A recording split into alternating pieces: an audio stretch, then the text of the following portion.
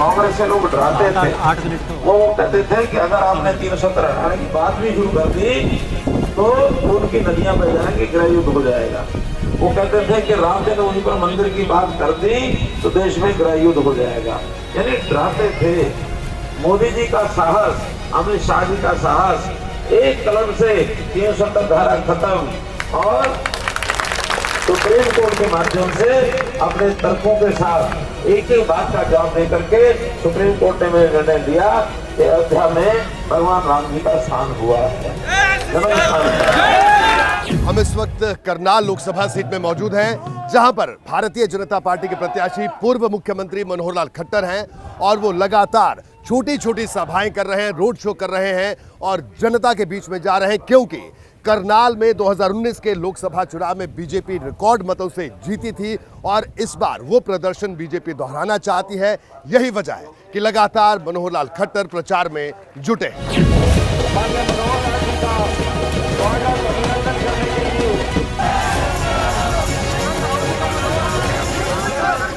2014 और 2019 में Karnal Lok Sabha seat BJP ने भारी अंतर से जीती।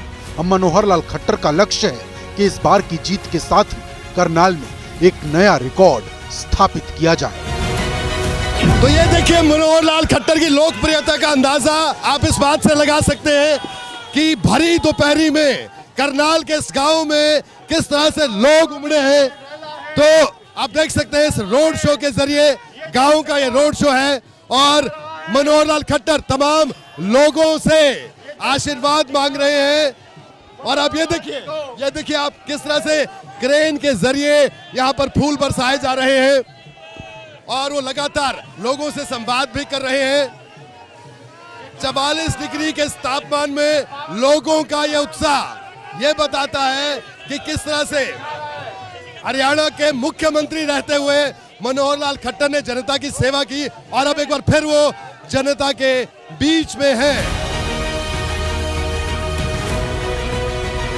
पार्टी हाईकमान के भरोसेमंद मनोहर लाल खट्टर करनाल की लड़ाई को आसान मान रहे हैं। इसकी एक बड़ी वजह ये करनाल से ही लगातार 2 बार विधायक भी रहे हैं और वोट मांगने के लिए मनोहर लाल खट्टर का सबसे बड़ा आधार है हरियाणा में भ्रष्टाचार मुक्त सरकार का दावा। मनोहर लाल जी, आप नौकरियों की बात कर रहे हैं, हरियाणा में नौकरियां एक बड़ा मुद्दा है, तो आपको लगता है कि जनता यहाँ जो भीड़ इतनी भरी दोपहरी में आई है, हर सभा में आप पूछ रहे हैं कि नौकरी में पैसा लगा या नहीं लगा? हरियाणा में कल्चर था और आपने इस कल्चर को खत्म भी किया, इस बात से कोई इनकार नहीं कर सकता, लेकिन क्या आपको लगता है कि ये लोग वोट भी करेंगे जो आपने किया? निश्चित रूप से जनता की जब श्रद्धा होती है, श्रद्धा से उमड़ते हैं। आखिर आज यहाँ अगर आए हैं तो मैंने कोई स्पेशली बुलाया, ऐसा नहीं है। यहाँ के लोगों की श्रद्धा है कि हम अपने नेता को देखते हैं, क्योंकि प्रत्यक्ष ऐसा मिलना कभी होता नहीं है। आज जिसके प्रति इनकी विश्वास और श्रद्धा जगी है उसको देखने के लिए आए हैं और निश्चित रूप से ये जो आज घर में भी बैठे हैं सब 25 तारीख को वोट के रूप में बदलेंगे और भारी मतों से हर गाँव में लोग जिताने का विश्वास दिला। मनोहर लाल जी, ये बताइए कि आपने तो देश भर में संगठन का काम भी किया, ये जो 400 पार वाली बात है कितनी व्यवहारिक है? ये निश्चित रूप से व्यवहारिक है, चूँकि हमारा जो मैंने बताया 350 के लगभग एनडीए की सरकार थी, हम केवल 400 की बात कर रहे हैं, मात्र 15% बढ़ाने की। और हमारे कांग्रेस के मित्रों का तो 52 सीटें थी और उन 52 सीटों के बाद अगर एनडीए की बात करें तो यूपीए की बात करें तो 90 सीटें, 90 से 272 मानो 300%। कैसे करेंगे? 15% का स्वभाव विकास फिर भी है, 300% बढ़ाने का किसी प्रकार का कोई विषय नहीं। 400 सीटों का लक्ष्य तभी हासिल होगा जब हरियाणा में फिर 2019 जैसे परिणाम बीजेपी सामने लाएगी और इसे हासिल करने के लिए बीजेपी के पास सबसे बड़ा हथियार है हरियाणा की राजनीति, जिसे पार्टी ने 36 बिरादरी को एक मंच पर लाने के सांचे में ढाल दिया है। हरियाणा में जो बात कही जाती थी अमूमन की जो जातिवाद की राजनीति है, उस राजनीति को बदलने में कितने कामयाब हुए इस कालखंड में, आप जो लगभग 10 साल करा? देखिए 2014 में ये स्थिति हमको दिखती थी कि एक जातिगत राजनीति का बोलबाला था। मैंने उस समय एक नारा दिया था, हरियाणा एक हरियाणवी एक। उसके पीछे हेतु यही था कि हम अपने आप को हरियाणवी समझें, जातियों के आधार पर राजनीति नहीं करनी चाहिए।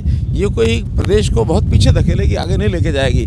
आज मैं समझता हूँ कि नई पीढ़ी सारी की सारी उस लाइन पर आ गई है। कभी जातियों के हिसाब से सोचते नहीं हैं। अब तो अपने बुजुर्गों को भी कह देते हैं, माफ़ी मांग लेते हैं कि हर बात बुजुर्गों के हम मानते हैं, लेकिन इस बात में बुजुर्ग हमको ना कहें। ये पाप भी बुजुर्ग को अगर हमारे नौजवानों को करना पड़ता है, यानी पाप इसलिए कह रहा हूँ कि बुजुर्गों की बात को मानना एक माना जाता है समाज में, सभ्य समाज के अंदर की बात माननी चाहिए, लेकिन देश हित में, प्रदेश हित में इस बात को भी बुजुर्गों को मनाने की तैयार। चुनाव प्रचार आखिरी दौर में है। 25 मई को हरियाणा की सभी सीटों पर वोटिंग होगी।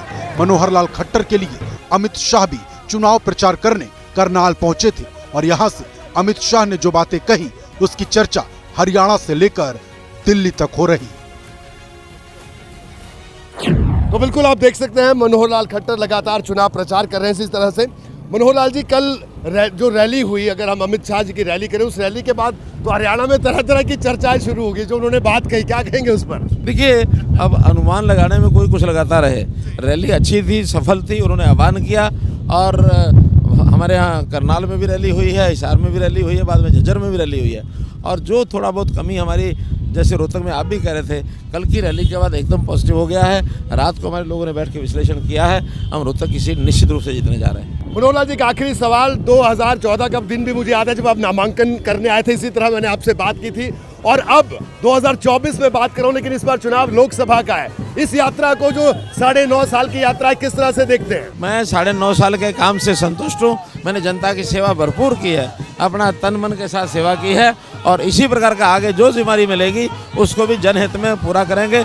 जनता मेरा परिवार है, मेरा अपना कुछ नहीं है, जो करेंगे जनता हित के लिए करेंगे। जी, बहुत बहुत धन्यवाद, बहुत शुभकामना मनोहर लाल जी। तो मनोहर लाल खट्टर आप देख सकते हैं कि लगातार चुनाव प्रचार कर रहे हैं और उनका ये कहना है कि जो भी जिम्मेदारी दी जाएगी उस जिम्मेदारी को पूरा करेंगे।